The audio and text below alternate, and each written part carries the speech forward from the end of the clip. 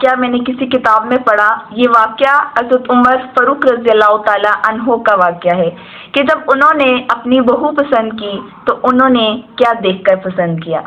سب سے پہلے اپنے بلوڈ پروفٹ حضرت محمد صلی اللہ علیہ وسلم نے ہمیں اس معاملے میں کیا رہنمائی فرمائی ہے وہ دیکھتے ہیں کہ جب بھی کوئی شخص یا کوئی پیرنٹس اپنی بہو سلیکٹ کرتے ہیں تو وہ کچھ 4 چیزیں ہیں، ان میں سے کچھ ایک کو دیکھ کر چنتے ہیں۔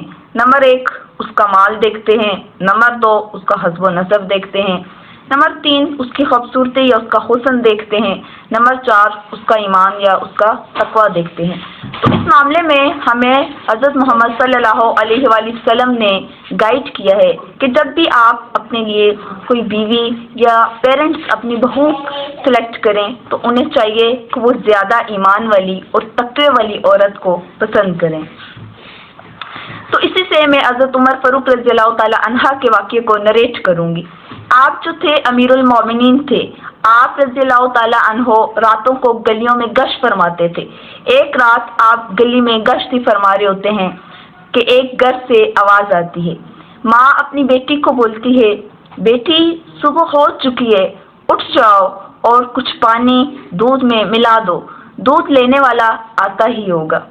جب یہ باتیں امیر المومنین سن رہے ہوتے ہیں تو آگے سے ان کی بیٹی بولتی ہے، اماں جان، امیر المومنین نے ہمیں منع کیا ہے کہ دودھ میں پانی نہیں ملانا۔ آگے سے ماں کہتی ہے، بیٹی امیر المومنین ہمیں کون سا دیکھ رہے ہیں؟ بیٹی کہتی ہے، اماں جان، امیر المومنین تو نہیں دیکھ رہے، مگر امیر المومنین کا اللہ، امیر المومنین کا رب تو ہمیں دیکھ رہا ہے۔ حضرت عمر فاروق رضی اللہ یہ تمام باتیں سن رہے ہوتے ہیں اور اپنے گھر کو تشریف فرما جاتے ہیں۔ جب گھر تشریف فرما جاتے ہیں تو اپنے غلام کو بلاتے ہیں اور اسے کہتے ہیں کہ اے غلام، جاؤ فلانے گھر میں ان کی جو بیٹی ہے اس کی تشویش کر کے آؤ کہ کیا اس بچی کا رشتہ ہوا ہے، اس کی کہیں بات تو آلریڈی طے نہیں ہوئی۔ غلام جاتا ہے اور تشویش کرتا ہے اور واپس آ کر انہیں خبر دیتا ہے کہ نہیں امیر المومنین، اس بچی کا رشتہ کہیں پر بھی طے نہیں ہوا۔ تو امیر المومنین اس بچی کا رشتہ اپنے بیٹے کے لیے بھیجتے ہیں۔ اس طرح سے اس بچی کا رشتہ آپ رضی اللہ تعالیٰ عنہ کے بیٹے کے ساتھ ہو جاتا ہے، دونوں نکاح کے بندھن میں بن جاتے ہیں۔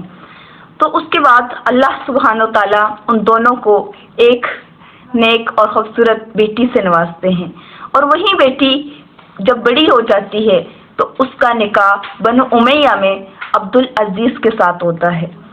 تو اس طرح سے عبد العزیز کو اللہ تعالیٰ ایک بیٹا عطا فرماتے ہیں اور اس کا نام ہے عمر بن عبد العزیز۔